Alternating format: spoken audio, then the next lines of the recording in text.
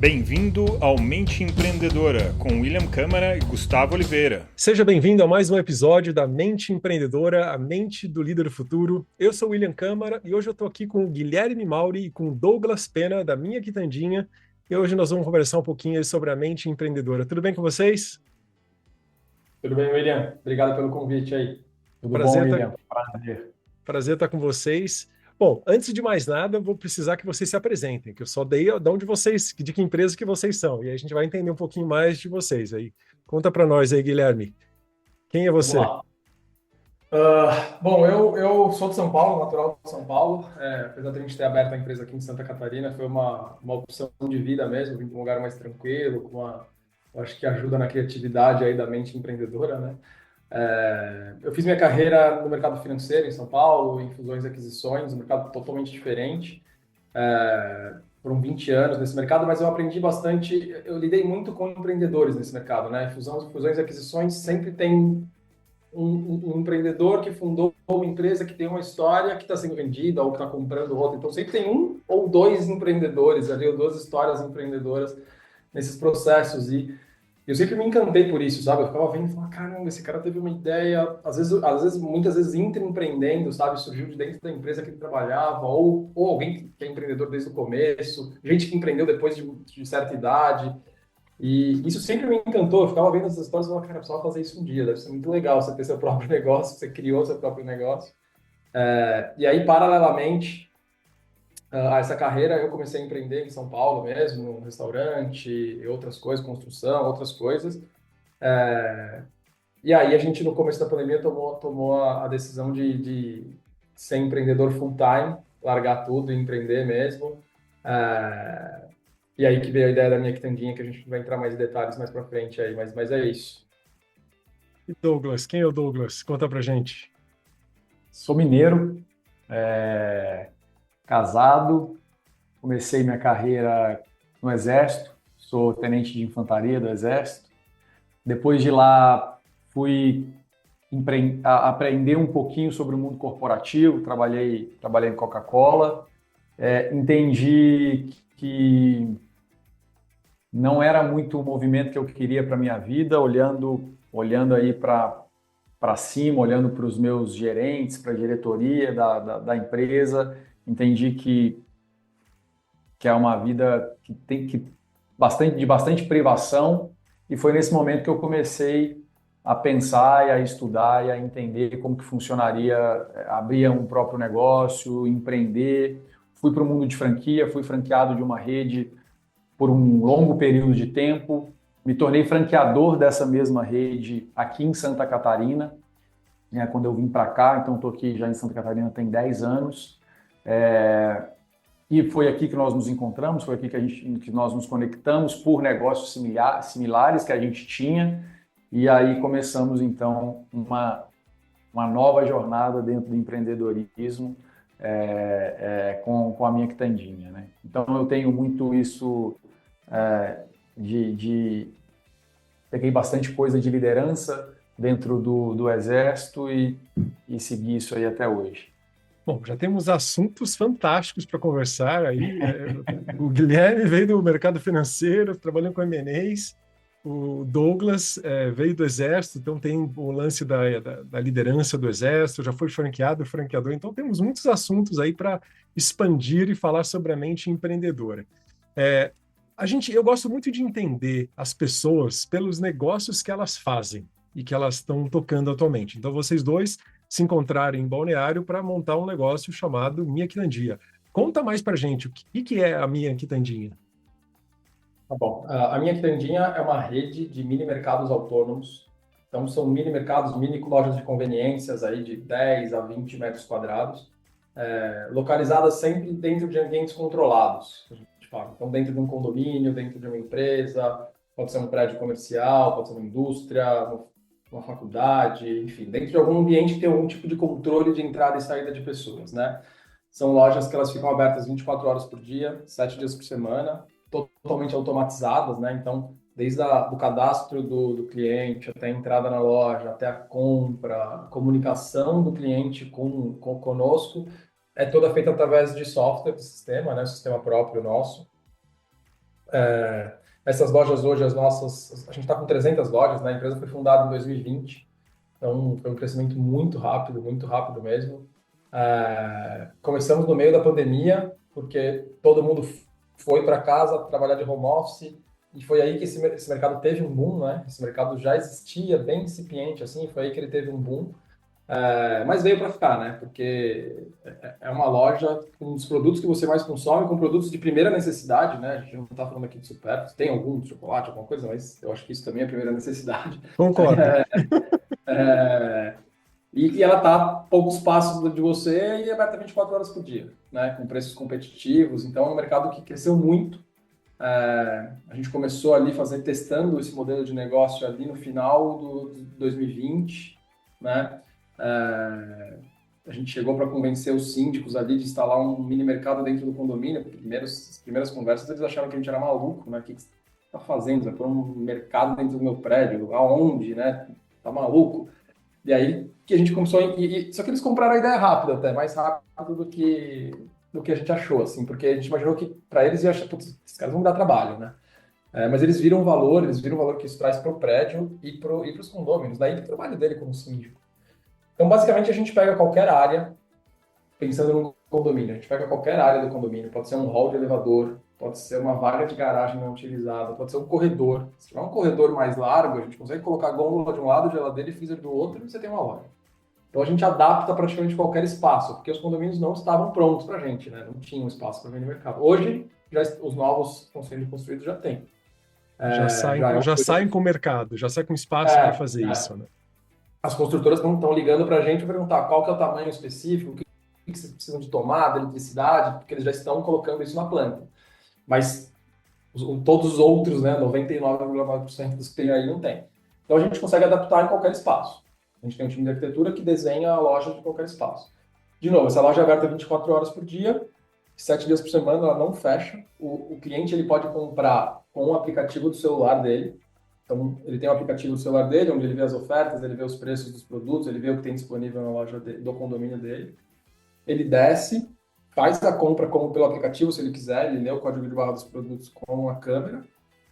Ou, se ele quiser, tem um totem de autoatendimento também, né? Uma tela grande, que ele consegue fazer toda a compra dele ali direto, lê o código de barras, faz o pagamento crédito, débito ou Pix, e ele leva para casa, né? É um mercado que muita gente chama de mercado de honestidade. Porque não tem ninguém na loja ali para ver se alguém está roubando, se o cara para comprovar. Né? Não, Mas tem câmera. Tem câmera, mas a gente prefere chamar de mercado de proximidade. Honestidade a gente acha que já vem com as pessoas, né? Então não precisa ficar lembrando disso para elas sempre, né? É uma conveniência que a gente acredita nas pessoas que elas vão cuidar da loja e deu certo. Essa confiança deu certo.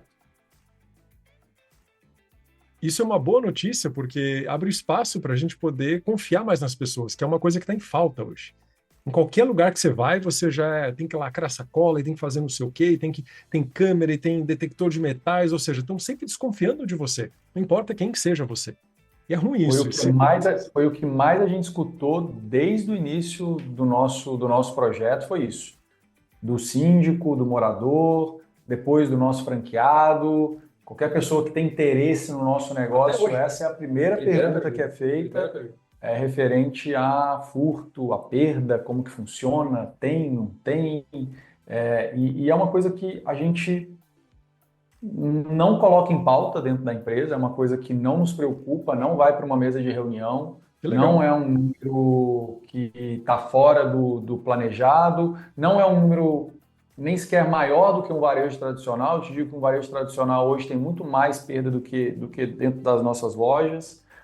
Acho que pelo fato da gente estar levando essa qualidade de vida, ajudando a qualidade de vida ali do morador, colocando uma loja muito próximo dele, fazendo com que ele evite filas, fazendo com que ele não tenha que pegar carro, fazendo com que o filho dele não tenha que sair à noite para comprar alguma coisa no mercado, acho que acaba gerando essa reciprocidade aí, eles não... Enfim, acho que a gente, é o que o Guilherme falou, a gente acredita que a honestidade já existe, né? Ela está dentro, o cara que for fazer uma coisa de errado na nossa loja, ele vai fazer em qualquer outra loja, em qualquer outro lugar. Não é pelo fato dela não ter um atendente lá que ele vai... que isso vai aflorar nele, né? Se ele não tem isso dentro dele, não vai acontecer. Isso eu acho que é algo que a gente vê muito fora do Brasil, né, em países mais prósperos. É muito comum você ver esse autoatendimento em qualquer lugar. Até no aeroporto você tem autoatendimento e você fala, não tem ninguém, não tem ninguém. Você vai lá e passa, paga o produto e acabou. Mas aqui ainda é algo que a gente tem esse problema de confiança ainda, e eu acho que isso é uma semente para dar aquele alívio para as pessoas, sabe? Eu tenho a responsabilidade de pagar aquilo que eu pego e assim por diante, né? Uma educação E, muito boa. William, até para reforçar essa semente, a gente está falando aqui hoje, não de todas, mas de quase todas as camadas de população que a gente atende hoje, tá? Então a gente atende Imagino. A, B, C, então, e não difere, os números são iguais. Vamos dizer assim, a honestidade das pessoas é a mesma. E era uma curiosidade minha saber qual que era o índice de perdas. E vocês falaram, é menor do que o varejo tradicional, então isso já traz um alívio, que funciona mesmo. Ele é bem baixo. A gente tem loja que gira entre 1,5% da receita, máximo de 3%. Muito massa. Você vai ter uma loja outlier aí que vai ter 5%, alguma coisa, mas isso a gente consegue corrigir. De novo, a gente está dentro de ambientes controlados. Tem câmera, eu consigo falar com a pessoa, né? E muitas vezes é erro também, a pessoa não conseguiu fazer a compra, passou três produtos, comprou 5, não viu. Às vezes alguma coisa que você consegue conversar com a pessoa, né? Por isso que a gente está dentro de ambientes controlados também. Mas é isso também, eu acho que também, você falou de lojas no aeroporto, fora do Brasil, né? E até antes desse modelo aqui, a gente tinha visto isso já. Talvez na hora que você está numa loja autônoma, você está numa loja de rua, o cara que quer roubar, ele está numa loja de rua, ele só tem que se esconder da pessoa, né, que está lá do caixa. Agora o cara está numa loja autônoma, ele não sabe nem de onde está vindo a câmera, de onde quem está vindo ele. Então talvez inibe um pouco mais também. Mas a gente não pensou nisso. A gente não pensou nisso. Por exemplo, eu acho que 50% das nossas lojas tem trava na porta. É uma trava conectada à internet, que está linkada com o nosso sistema, que a pessoa se cadastra antes no aplicativo e ela abre com o aplicativo. Ela tem que estar cadastrada para entrar. E aí eu sei quem entrou na loja, e aí nosso sistema consegue monitorar essa pessoa lá dentro, uma vez que ela entrou. Eu consigo saber se ela comprou alguma coisa ou não, né? Então, até para o nosso franqueado é bom ele ter esse monitoramento. Mas nós sugerimos que nosso franqueado não tenha trava na porta. Eles põem, se quiserem, em alguns locais é necessário, né? Às vezes algum condomínio muito grande, com muito volume de pessoas, muito Airbnb, muito hotelaria, talvez faça sentido. Mas a gente sugere que não. Porque eu sou formado em marketing também, apesar do mercado de M&A, eu sou formado em marketing lá no ano 2000 ali, e a gente acredita que essa comunicação com o cliente, sabe, mais leve, mais amigável, mais de confiança, traz um pouco disso também, desse volume baixo de perda, sabe? Uhum. Quando você vai naquele lugar que tá, se quebrar, vai pagar, quebrou, paga, você tá criando uma inimizade com o teu cliente já, né? O cara que chegou, você tem um monte de mensagem ali. Na nossa loja eu não gosto nem de pôr você está sendo filmado. Você começa a criar não confio em você, por isso que eu tô te filmando aqui, sabe? Então, essa comunicação com o cliente, a gente sempre se preocupou também em ser uma coisa mais amigável. Você quebra essa relação de confiança logo de cara, se você põe a vigilância extrema ali, né?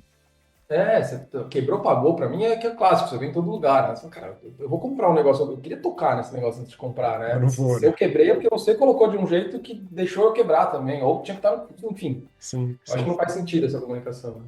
Bom, Guilherme, você acabou de falar que você foi formado em marketing. Eu também sou engenheiro, mas depois fiz pós-graduação em marketing, adoro isso. Então, quando eu conversar com alguém do varejo, com alguma sacada boa igual essa de vocês, eu fico em êxtase para entender os mecanismos, né, de divulgação, de promoção, de tudo mais, né? Mas eu queria agora entender da sua trajetória como de estudos e de formação em empresas, de seu histórico profissional. Você falou que trabalhou com M&As também. Hoje, atualmente, a gente tem atendido muita empresa passando por M&As, por isso que eu fiquei até interessado. A nossa empresa é Upskill, uma plataforma de desenvolvimento de liderança, onde a gente trabalha desenvolvendo líderes de uma forma geral. E a gente eu não sabia desse universo. É gigantesco esse universo de empresas que estão fazendo, uma adquirindo outra, e na hora de juntar tem diferença cultural, muda tudo, né? Então, dessa sua expertise profissional, Guilherme, o que você traz para mim aqui, Tandinho, hoje? Bom, eu acho que é uma coisa um pouco pragmática, mas eu trago a questão de governança corporativa, de estar preparado. Então, eu acho que desde o início, quando você vai empreender, claro, você tem que se preocupar muito com a operação, né? É o que importa. Você tem que trazer clientes, tem que ter vendas, operação. Mas toda essa organização financeira, pensar na parte fiscal, está preparado para um eventual M&A, né? Porque o que eu vi muito, né, talvez você ouça aí é isso, as empresas não estarem preparadas para um M&A. A gente não criou esse negócio pensando no M&A, mas a gente tem que estar preparado para ele, até porque no meu dia a dia eu preciso entender da minha, né, geração de caixa, questão financeira, se eu estou cumprindo a legislação fiscal, trabalhista. A gente sabe que no Brasil é super complexo. E eu vi muito. Para fazer o que tem que ser feito e, como consequência, estar preparado. Exatamente, né? Eu uso isso para o meu dia a dia, né? Então a gente tem os números na ponta do lápis aqui desde o primeiro dia, a gente tem projeções. Então, tudo isso que eu aprendi quando eu estava analisando as empresas nas fusões e aquisições aí, a gente trouxe aqui para dentro, que é desde o começo ter uma projeção. Então, é isso que a gente fala, né? Você vai empreender, não precisa ser o mestre do Excel ou mestre de finanças para fazer um plano de negócios super complexo, ou mesmo pagar alguém que vai te cobrar 50 mil reais, mas faz uma conta. Pega um papel de pão lá e faz uma conta básica. Qual vai ser meu custo, por quanto eu espero vender, por quanto eu, né? E é isso que eu vi muita transação não ir para frente porque as empresas não estavam preparadas, não conseguiam mostrar os números, elas tinham venda, ela não conseguia provar, ela não conseguia mostrar, ela não conseguia, ou então ela não estava seguindo algum tipo de legislação e ela só estava tendo aquele resultado porque ela não estava pagando imposto direito, né? Então, e aí numa transação isso não vale, né? Daqui para frente vamos pagar imposto direito, deixa eu ver como que a empresa para de pé. Mas é uma Então, habilidade que você tem que ter não só para vender, é uma habilidade para o negócio funcionar bem também. Isso, é isso. Eu trouxe falando que está pronto Governança, para o gerenciamento. M&A, mas a gente usa internamente. Sim. Isso, a gente usa. Então, assim, vamos contratar alguém. O Douglas aqui adora contratar todo mundo. Todo dia ele contrata alguém. Falo para ele, eu falo, a Piped, deixa eu ver se cabe no orçamento aqui. Então, a gente tem esse número. E se você não tem isso eu vejo muito, muito empreendedor vir conversar com a gente e falar, cara, eu não sei se eu estou ganhando dinheiro. Eu não sei se eu estou gerando caixa. Então, assim, é uma conta básica que eu acho que é a governança corporativa. Aí. Tem uma história que um amigo que eu vou frequentemente nos eventos dele, que ele conta que ele, durante muito tempo, ele teve um carro que era blindado, mas o vidro delaminou. Então ficou com aquela mancha no vidro blindado, né? E ele ficou com aquele vidro durante 2 anos, usando aquele vidro delaminado, feio. E aí surgiu a oportunidade de ele vender. Aí ele foi lá, arrumou o vidro e vendeu o carro. E a hora que ele fez isso, ele falou, uau, eu deveria ter arrumado esse vidro 2 anos atrás. Eu andaria 2 anos com um carro bem bonito, sabe? Arrumado. E a gente não faz isso na nossa empresa, não coloca ordem, não arruma a empresa antes, né?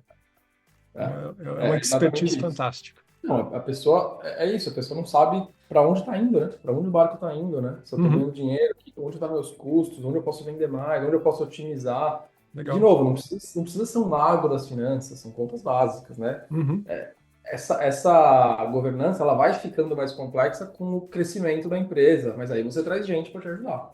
Né? Aí eu acho que também nós somos pró-terceirização aqui de coisas que não são o core business da empresa, né? Então, contabilidade, até marketing, a gente terceiriza muita coisa. Mas isso acho que é o básico. Isso é uma especialização. Estava hoje numa reunião com uma empresa que a gente contratou para ajudar a gente na captação de leads para a empresa. E conversando, ela falou, Will, vocês fazem um trabalho tão bom, eu quero colocar upskill na nossa empresa. Ou seja, a gente vai fazer negócio, porque ela precisa de gente para treinar a liderança dela e eu preciso da equipe dela para fazer o meu marketing. Então, tudo funciona das duas partes aí, né? E conta para a gente aí. No seu campo, né? Exatamente, né? Douglas, o que da sua expertise profissional, do seu histórico, da sua formação, o que você traz para o negócio de vocês hoje? Eu acho que o Guilherme faz as projeções e eu cumpro elas, né? Vendas. Eu sou administrador, eu tenho uma pós em vendas, negociação, resultados de alta performance. Então, hoje, toda a parte de escala do negócio, venda, a gente tem segmentos a gente vende aqui tanto a franquia quanto também a loja para o franqueado operar, então a gente impulsiona o negócio do franqueado através de um time de vendas que é da franqueadora, que é nosso. Então toda essa coordenação de vendas e operacionalização do negócio, né? Resolução de conflito, a parte de suporte ao franqueado. Hoje a gente tem um time muito grande de franqueado na rua, a gente está com mais de 300 franqueados hoje, então são mais de 300 pessoas hoje que a gente precisa de de entregar suporte, de entregar toda essa governança, de entregar todo esse conhecimento para que eles apliquem dentro da empresa deles também. Então eu acho que principalmente formação de time, formação de equipe aqui dentro. A gente hoje tem os times muito bem definidos, muito bem formados, muito incentivados, vestem a camisa da empresa, gostam do que estão fazendo, gostam da segunda a sexta, gostam de estar aqui no ambiente de trabalho. Eu acho que esse talvez seja o principal, talvez a minha principal contribuição para a empresa hoje seja essa formação dessa galera hoje aqui que entrega, né? Que faz o dia a dia, que faz o negócio acontecer. Operação, vendas e pessoas, vamos dizer assim, né? Não, e aí, até linkando com upskill, treinamento de liderança, eu acho que é uma coisa que a gente traz desse passado, né? Todo mundo que trabalhou numa empresa teve chefes de vários níveis e vários modelos diferentes, a gente tenta fazer diferente. Parte do empreender, muita gente empreende para falar, putz, não quero mais ser chefe, quero fazer do meu jeito, né? E aí, é isso que a gente tenta trazer. Então, a gente estuda muito, ouve podcast, faz curso, lê livros brasileiros, internacionais sobre liderança, porque é isso, né? Empreender, quando a empresa começa a crescer, você tem que ser um bom líder. E a gente tenta fazer... E essa confiança, por exemplo, que a gente coloca nos clientes das lojas, a gente faz a mesma coisa com o time interno. Então, a gente tem a confiança no time. O time não tem centralização, aqui é totalmente descentralizado. Essa questão de trabalho remoto ou no escritório, a gente confia em cada um, que cada um vai fazer o que tem que fazer melhor. A questão de folga e horário é muito mais flexível. Todo mundo tem salário variável, como o Douglas falou, então todo mundo veste a camisa da empresa mesmo, né? Todo mundo está junto com crescimento e qualidade. A gente não está...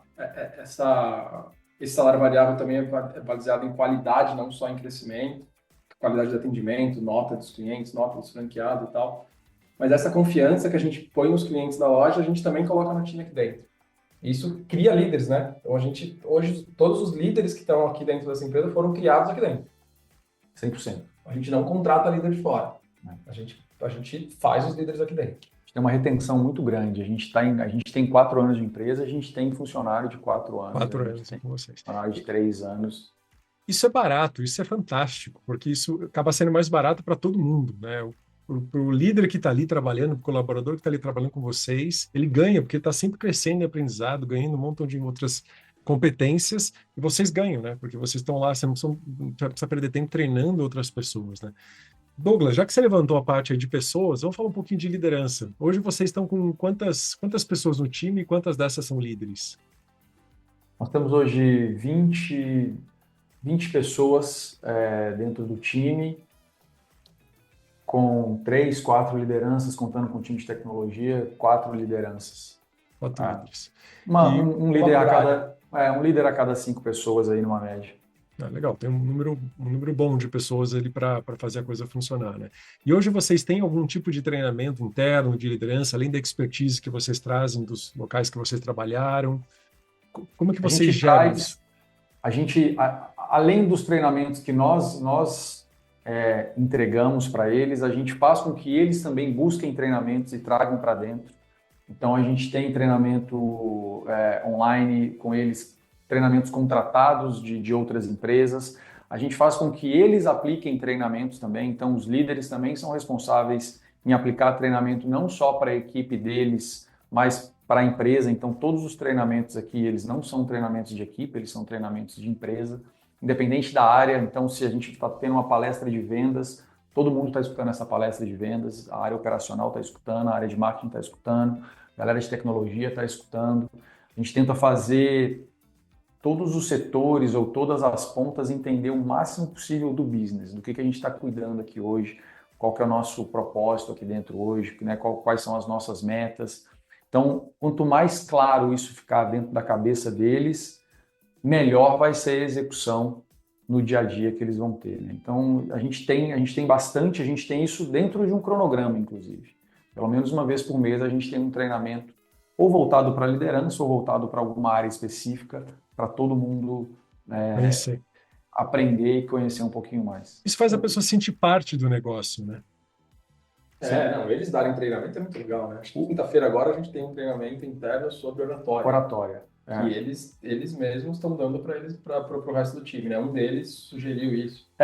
Um deles busca um tema, eles jogam lá no survey lá, eles buscam um tema, o cara se especializa em pouco tempo naquele tema, ou ele traz alguém que é especialista naquele tema e aplica isso.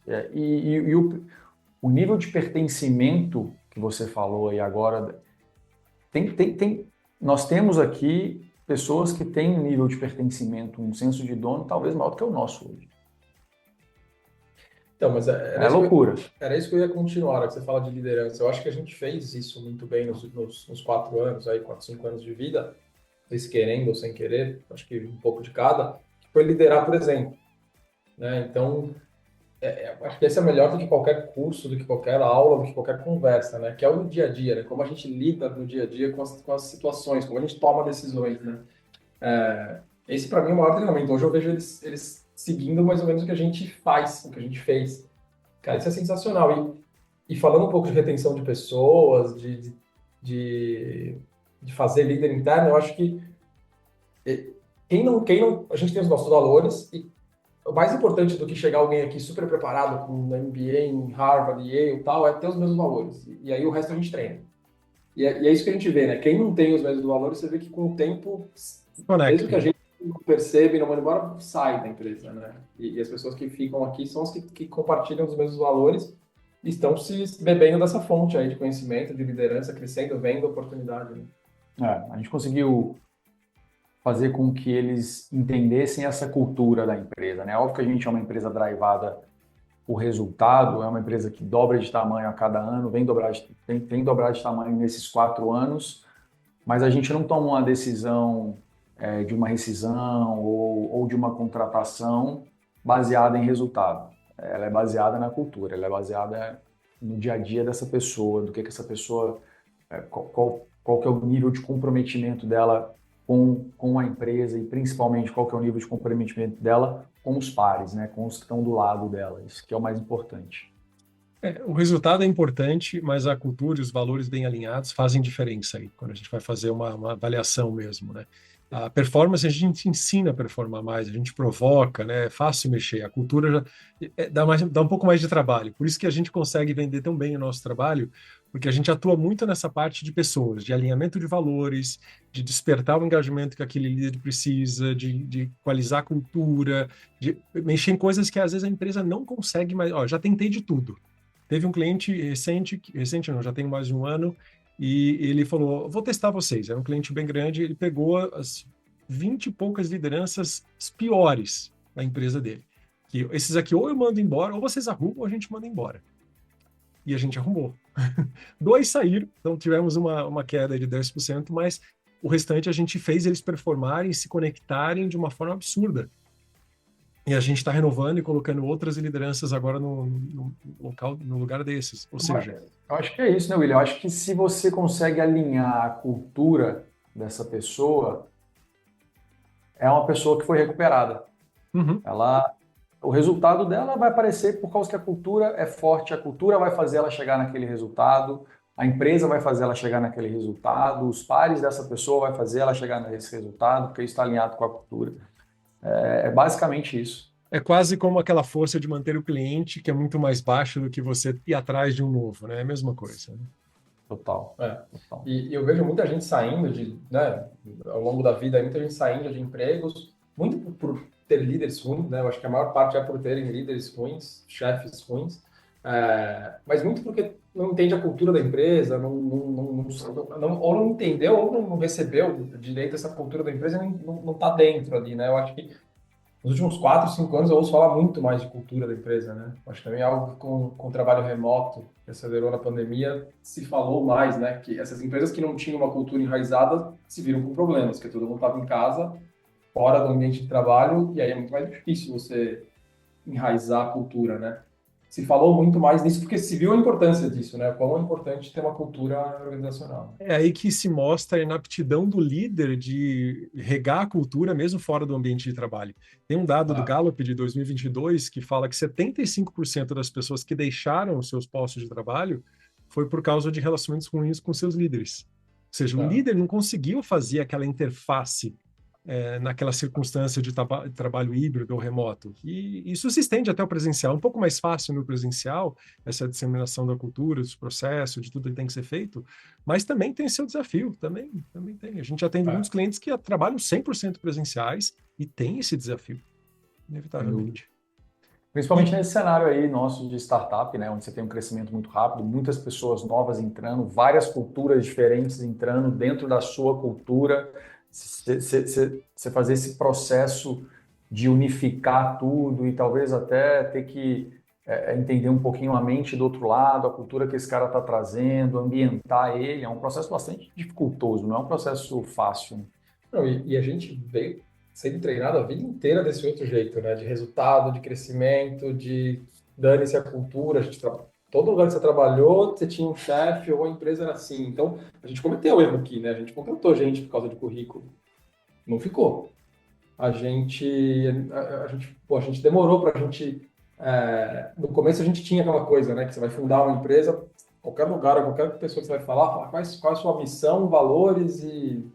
Qual que é a missão, valores, tem mais de novo, né? Enfim, no começo a gente tinha isso. E você escreve na parede, você não sabe nem o que quer dizer direito, né? Você coloca lá... E aí a gente começou a ver que não, parece, isso aqui é muito mais importante do que parece, isso é a cultura da empresa. Só que talvez não seja a missão, valores, a gente tem que ter um propósito. E a gente, no meio do caminho, parou e pensou, pera, qual que é o propósito desse negócio? A gente criou lá atrás e tinha um propósito, vamos buscar de volta esse negócio aqui, e hoje a gente tem um propósito, não tem missão, valores ou nada do gênero, né? Que são palavras ao vento que você procura no Google aí, ele te dá. Estamos desatualizados, tá? Visão, missão e valores, né? Isso eu lembro quando eu trabalhava no multinacional, tinha lá visão, missão e valores. Funciona, mas hoje a gente tem a Melhor que nada, né? a palavra propósito, ela funciona bem, o manifesto também funciona bem, o que você vai manifestar profissionalmente. Hoje a gente tem visões mais modernas daquilo, né? Antes isso me parecia que era algo que estava escrito ali numa apresentação, na parede, enfim, mas não era seguido, né? Me parecia isso, pelo menos nos lugares que eu trabalhei. Sim. Eu acho que pode ter missão, valores e... Qual que é a outra palavra? Já esqueci de novo. Visão. Visão. Mas tem que ser algo que foi escrito com coração, que foi escrito por quem fundou a empresa, pelos líderes, do motivo que eles fundaram a empresa, do que eles querem para aquela empresa, né? Se por honestidade, eu vejo tudo isso ser honesto, mas é básico, você precisa escrever isso aqui. No Brasil talvez sim. Integridade, né? No Brasil talvez precisa, é necessário. Mas talvez você esteja curioso. contratando errado. Se você precisa escrever que tem que ter integridade no Sudeste, você esteja contratando totalmente errado já, né? Mas geralmente isso é feito por empresas de consultoria que às vezes isso não representa a visão nem dos fundadores e nem de quem está trabalhando ali. Eu gosto muito do formato de você criar esses valores, o que vale, o que não vale nas relações de trabalho com quem está trabalhando ali, com o time que está trabalhando. Não só você empurrar a goela abaixo os seus valores. É claro que tem coisas que você acredita que são importantes e a tua missão ali, o seu propósito acabou resultando na manifestação dessa empresa, né? A empresa ela tem uma razão social, né? Não é o nome lá com a limitada, é a razão social dela existir, ela tem uma função social, uma razão social dela existir, né? Isso tem que ser explicitado para que todo mundo que vibra na mesma frequência, eu penso dessa forma, então perfeito, vamos trabalhar junto, né? E é o que você falou, acho que toda empresa tem isso, né? Talvez o que os líderes ou fundadores têm que buscar é lembrar do porquê que foi feito isso lá atrás, né? Qual que é o motivo, qual que é o principal, né? Então, a gente falando aqui, a gente começou com loja própria dos mini mercados. A nossa meta era modificar o varejo, era alterar o varejo, eu entro ainda em muito supermercado grande, rede grande, e loja pequena, essas lojas express que eles têm muito em São Paulo, por exemplo, e você entra lá e o mix de produtos é totalmente em desacordo com a região, com o público-alvo, com o que a gente quer comprar. É um negócio, ainda é o que eu quero vender e não o que meus clientes querem comprar. Então a gente fundou esse negócio para fazer diferente. Nossa loja é pequena, a gente tem que colocar um mix de produto que aqueles clientes querem comprar. Não dá para eu colocar o que eu quero vender. Tem que ser bem específico. O nosso propósito inicial foi mudar o varejo para colocar o cliente como protagonista na loja, não o varejista. O cliente é o protagonista da loja, a loja é do cliente. Os produtos têm que ser para eles.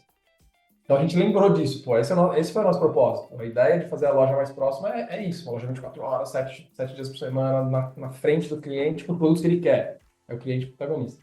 Quando você fala isso, parece até assim, como é que existe outra opção que não seja o cliente como protagonista? Mas é assim, ainda é assim. Eu acredito. Hoje eu vi loja sendo inaugurada em São Paulo. Eu estava uma vez num hotel em Moema, em São Paulo. Para quem conhece, é um bairro classe média alta ou alta ali, né? E eu queria um chocolate meio amargo. Não era diet, era um chocolate meio amargo e um iogurte também zero, uma coisa assim. Não tinha. Era um mercado 5 vezes maior que o nosso. Não era um supermercado, era um mercado pequeno, um express, mas não tinha nenhum produto. Todos os produtos eram marca própria do supermercado, que era o primeiro ingrediente açúcar em todos eles. E, cara, você tá num público aqui que não vai consumir nada do que tem no teu mercado. Fechou em menos de um ano agora. É isso, o varejo antigo ainda teima em querer vender o que eles querem. É o que é conveniente dos acordos comerciais, ou vender a marca própria, como você disse. Infelizmente, é o que acontece. Que legal essa sacada de vocês, achei brilhante isso. Sacada, é uma visão de futuro consciente, né? O que vocês querem comprar? Então a gente vai vender exatamente aqui. No mercado, dentro de um condomínio, de um ambiente controlado, é mais fácil de você pesquisar. Estão instalando isso no meu condomínio agora. Estão reformando lá uma cozinha, vai virar um mercadinho. Eles mandaram uma pesquisa, eu não respondi ainda, mas quais são as marcas de cerveja que você toma, o chocolate que você come? Porque eles querem fazer o mix exatamente de acordo com o que o pessoal consome aqui no prédio, né?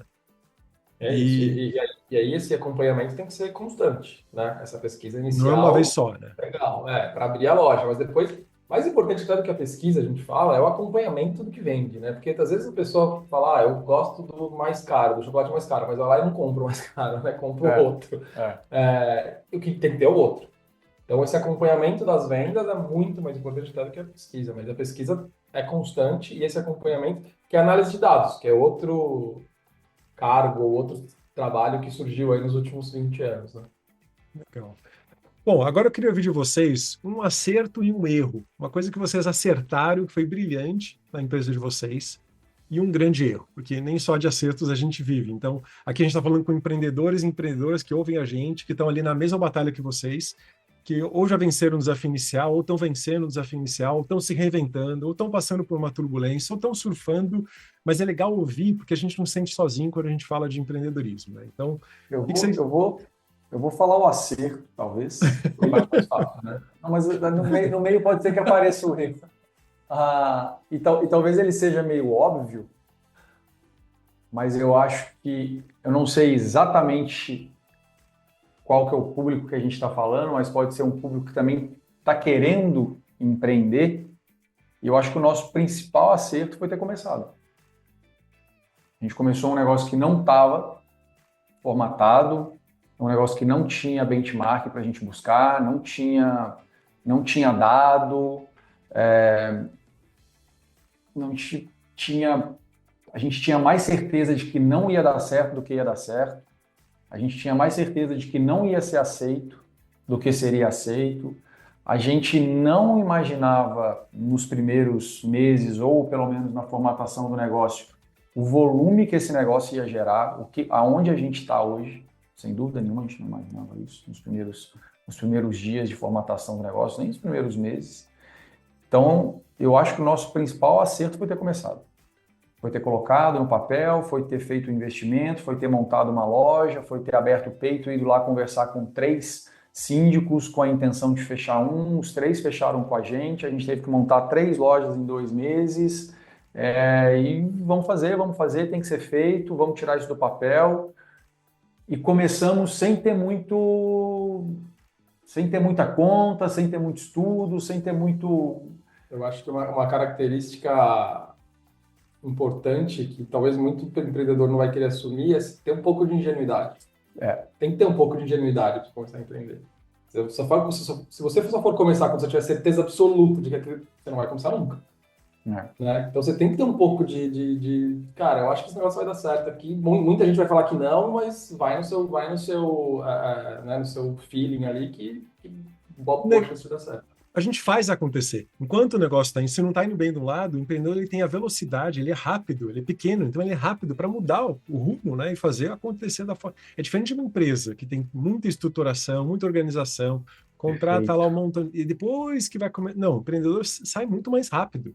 Ele vai lá e faz acontecer. Eu mesmo, isso já aconteceu esse é o segundo negócio que está acontecendo, exatamente isso. Comecei com uma intenção e de repente aquilo foi mudando. foi realmente shiftando para um outro lugar que eu não imaginava que eu ia chegar. Não estava Eu no plano acho- de negócios. Eu acho que dificilmente você vai fazer um negócio do jeito que você imaginava. Dificilmente. O mercado vai formatando, né? Exato. Se a gente pega aí todos os exemplos hoje aí, todos esses unicórnios, ou todas essas grandes empresas hoje, elas não começaram pensando que elas iam fazer o que elas fazem hoje. A Amazon, Airbnb, qualquer um que seja, não começaram com esse pensamento. Eles não achavam que ia acontecer isso. Mas os caras começaram. E eu digo isso porque a gente fala muito com o empreendedor iniciante. E a gente sente muito esse receio, a gente sente muito esse medo, a gente sente muito esse cara estagnado. Pô, a gente é um país que precisa desse incentivo, a gente precisa desse cara um pouquinho mais maluco, escutar um pouquinho mais o coração dele e menos a razão para iniciar o processo. Se a pessoa pensa muito, ela não Não empreende nada, Ainda mais no Brasil, né? O governo, o seu grande e maior sócio ali, não vai funcionar. Instabilidade jurídica, imposto e por aí vai, né? Se a gente for falar tudo aqui, então é isso. Eu acho que talvez a gente ter começado esse negócio foi um grande acerto. A coragem de começar, de empreender, tem um pouquinho de loucura ali, não se preocupar muito com detalhes e fazer a coisa acontecer, senão a gente não faz nada. Né? E trabalhar, na verdade, ou empreender é uma diversão, é gostoso. Ah, mas ganha, perde dinheiro? Sim, a vida é assim, mas a gente está se divertindo, a gente está evoluindo. Quanto que eu evoluí com as empresas que eu já empreendi, o quanto que você melhorou, que você aprendeu, que você conheceu de gente, é fantástico isso, né? A maior MBA que você pode fazer, disparado. O aprendizado que você tem em 2, 3, 5 anos empreendendo, você não aprende em nenhuma faculdade, em nenhum lugar. Eu me lembro quando eu estava acabando o meu MBA, foi exatamente quando eu estava abrindo meu primeiro negócio e tinha uma matéria que chamava Plano de Negócios. E eu fiz o plano de negócios do meu negócio que eu estava abrindo. E a hora que eu olhei ali, eu falei assim, o que eu estou investindo, eu não recupero nem em 5 anos. Talvez nem 10. Eu não posso abrir isso, eu tenho que desistir. Mas eu já tinha feito, já tinha alugado, já tinha comprado credenciamento, tudo. Já tinha feito. Então agora eu vou fazer acontecer. E não deu nem 2 anos para recuperar o investimento, porque a gente reinventa o negócio, a gente faz acontecer, né? A gente vai atrás. O que o Douglas falou, você vai mudando. E isso é uma característica que o empreendedor tem que ter em mente, né? Que é não se apegar também ao seu plano inicial. Talvez você tenha que pivotar, né? Como se fala nesse mercado, o seu negócio. Capacidade de adaptação, né? E tá preparado para fazer isso rápido e fazer isso, porque é o que ele falou. Acho que o YouTube começou, era outra coisa, Spotify começou, era outra coisa, Google era outra coisa. As empresas mudaram e viram, aí se moldaram ao mercado, como você falou. Sim. E o maior erro? O que vocês entendem aí como um erro? Que se vocês tivessem ajustado antes, vocês estariam à frente aí? Tem algum bom aí, cara? Eu pensei em um aqui, mas uma coisa que eu queria falar. Mas, enquanto você pensa, eu vou falar de um acerto que eu acho que a gente teve também, que foi foi da onde veio o nosso segundo propósito, se me permite, que foi franquear o negócio. Quando a gente iniciou, éramos lojas próprias, né? E aí a gente começou a receber gente vindo falar com a gente, querendo abrir nossas lojas. E a gente começou a ver que quem eram essas pessoas? Eram pessoas que queriam empreender. Né? Eram pessoas que queriam empreender, queriam abrir, só queriam a nossa ajuda, né? Nossa consultoria, para já começar um pouco mais na frente de algo que a gente já tinha testado. E era que a gente decidiu franquear, com a experiência do Douglas, que já tinha essa experiência como franqueador, a gente descobriu o nosso segundo propósito, que é transformar essas pessoas em empreendedores de sucesso. E a hora que a gente vê essas pessoas crescendo, abrindo mais loja, ganhando dinheiro e feliz, cara, isso é isso que motiva o time operacional, por exemplo, é isso que motiva o dia a dia deles, é receber as mensagens. Então, franqueados que estiverem ouvindo aí, quando vocês mandam aquele feedback que tudo está dando certo, que está feliz, que abriu a loja, o time, assim, faz a semana do time aqui, porque esse é um motivador espetacular, né? A gente tem uma rede hoje com 40% de multifranqueados, né? Ou seja, 40% da rede, que é uma rede nova, já está reinvestindo, já está abrindo a segunda loja, a terceira loja, a quarta loja. Ou seja, o cara está comprando de novo. O cara tá voltando e arriscando mais, porque ele está entendendo que o negócio faz sentido, que ele está entendendo que o time tem capacidade de entregar suporte para ele, que ele está entendendo que o cliente aceitou muito bem o que ele levou lá para dentro do condomínio ou para dentro da indústria que seja. Então isso é muito legal, isso é muito legal. Ele acredita no negócio, né? Você não estaria reinvestindo, né? Muito, Não, muita gente muito. era empregado CLT, virou nosso franqueado como um side business ali e largou o emprego e hoje está com 2, 3, 8 lojas.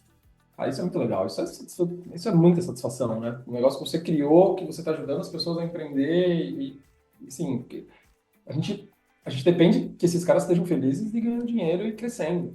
Essa empresa depende disso. Então, essa é o nosso propósito principal hoje, é fazer esses caras serem empresários do futuro, que a gente fala, né? Que é o empresário de uma empresa de tecnologia, do novo varejo. É uma loja que a pessoa não precisa ficar na loja, é uma loja que ela toca de casa. É um empresário do futuro que a gente fala. Já estou interessado, já, tá? Já me convenceu, já. Cara, de erro, assim, eu acho que a gente tem vários erros todo dia. Eu ia falar que não precisa ter, tá? Mas pô, pode ser que não tenha, por isso vocês estão Mas tão bem. óbvio que tem, óbvio que tem. É que é difícil lembrar um grande erro, né? Todo dia a gente comete erros e conserta. O que eu acho que é principal é consertar o erro rápido. Mas eu acho que um erro que eu vejo muita gente fazer, às vezes a gente se pegou fazendo isso nos 4 anos, é pensar na empresa como pensar em dinheiro, pensar em vendas, pensar em esse negócio que dá dinheiro rápido, pensar no M&A, ficar pensando naquela coisa. Tudo isso, a empresa dar dinheiro, a empresa crescer, vender mais, um eventual M&A, um eventual investimento, porque hoje você é bombardeado com notícias, né, de unicórnio, empresa que recebeu 600 milhões de dólares, você fica achando que, puta, só eu não recebi. Eu acho que se você fica olhando muito isso, focando muito nisso, você esquece do teu propósito. E o que vai levar você a chegar em tudo isso é o teu propósito, na verdade, né? É você fazer o teu negócio, fazer o teu propósito, que é isso que vai levar a empresa a dar dinheiro, a empresa a ter fluxo de caixa positivo, a empresa a crescer, a empresa eventualmente receber um investimento. É o contrário, né? Porque hoje a gente é bombardeado para pensar desse jeito. E eu vejo muita startup, muita empresa começando ultimamente pensando nisso. Eu fiz isso para dar dinheiro, eu fiz isso para ganhar dinheiro, eu fiz isso para ficar rico, eu fiz isso para vender.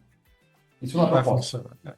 Isso não é isso não, se começou assim, sim, a chance de dar errado é grande. Então, pelo menos tenta encontrar seu propósito ali no meio do caminho e aí talvez você chegue nesse seu resultado, né? O sucesso é resultado de um trabalho bem feito, todo dia ali, né? É isso que faz a diferença. Mas tem gente que só olha para o pote de ouro. Não curte o caminho, não aprende com o caminho, não melhora. E aí, E a gente fica se repetindo isso quando a gente vê uma notícia, assim, a gente fala, cara, mas isso aí vamos continuar no nosso.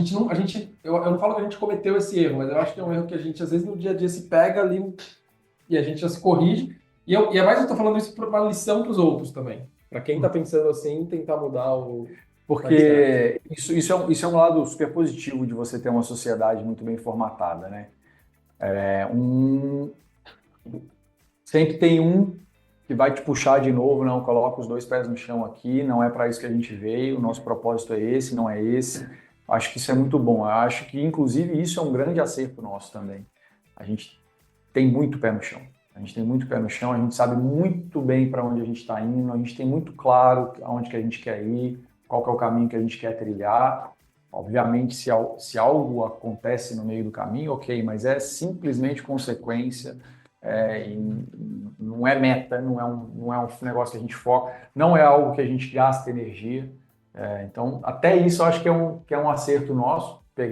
Nos pegamos pensando nisso várias vezes, mas sempre tinha essa puxada para baixo de novo, falando, não, vamos aterrissar aqui, esquece o que está acontecendo no mercado, vamos fazer o nosso.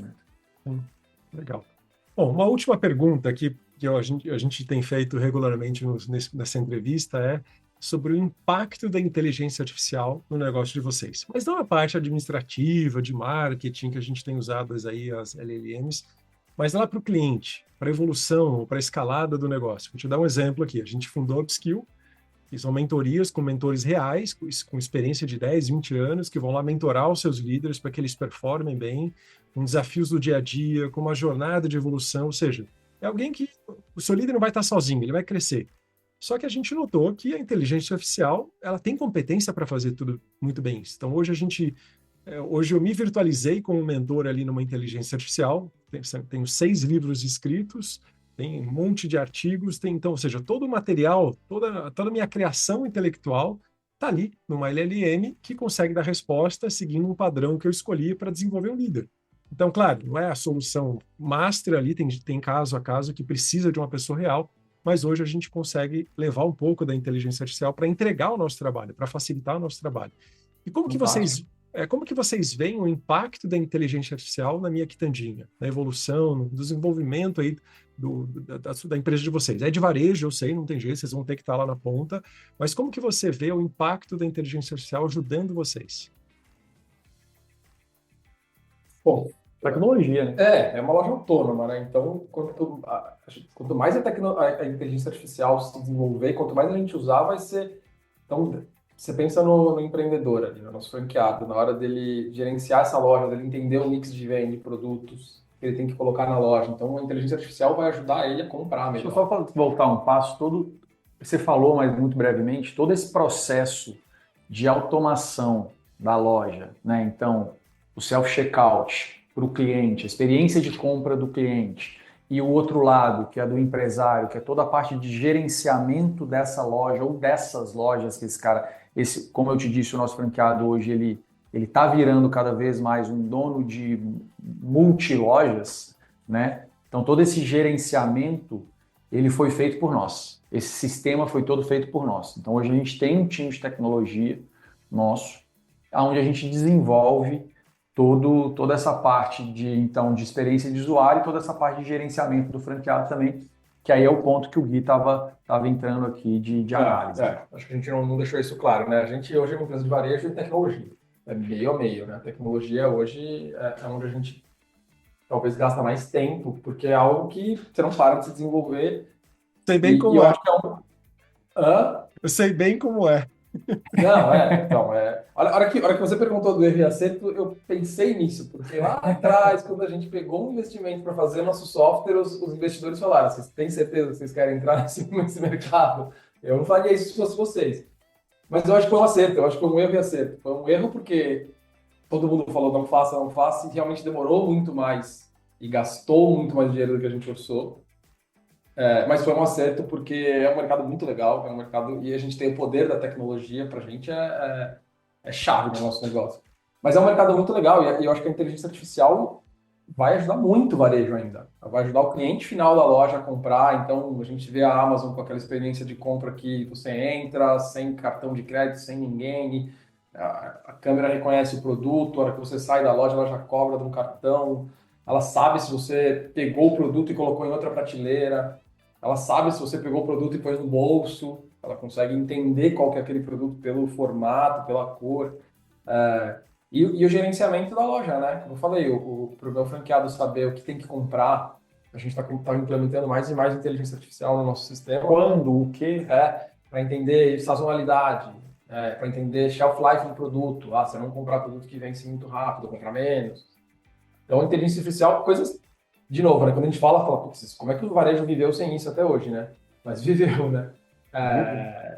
Ainda vive. Ainda vive, né? É muito ainda no feeling, né? Então, mais e mais, acho que a inteligência artificial vai ajudar o cliente final da loja e o nosso franqueado a tocar essa loja.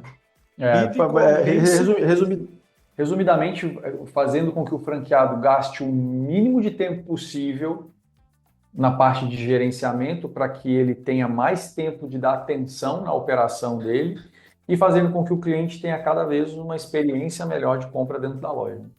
Sim. O varejo vive ainda porque eles não perguntam necessariamente, eles colocam aquilo que eles querem, então é mais fácil, né? Não precisa disso. A gente precisa comprar, né? Então, vai comprar onde, né? Exatamente. Guilherme, Douglas, foi muito legal o papo com vocês. Obrigado pela participação. Tá uma delícia, a gente poderia ficar conversando aqui horas ainda, mas obrigado pelo papo. Se alguém que está ouvindo a gente tiver alguma pergunta para o Guilherme, para o Douglas ou para mim sobre o assunto que a gente falou aqui, foi bem legal conhecer a minha quitandinha. Achei super interessante, um baita modelo de negócio para investir, para gerenciar a distância, fantástico, parabéns. Eu acho que vocês estão cumprindo uma missão fantástica e realmente vai ser algo interessante. Obrigado, William. Obrigado. E foi um prazer te conhecer também aí. Parabéns pelas empresas. E depois vamos falar mais, né? Vamos entender um pouquinho mais. Trabalhar junto aí. Sim, com certeza. Eu vou dar um toque em vocês no LinkedIn e a gente segue conversando por lá. Obrigado por hora e até a próxima. Obrigado. Valeu. Se você gostou do que falamos nesse episódio e quer ficar por dentro de mais conteúdo e atualizações, ou ainda mandar sugestões de temas do que você quer ouvir por aqui, siga o Instagram, @a mente do líder futuro. Até o próximo episódio.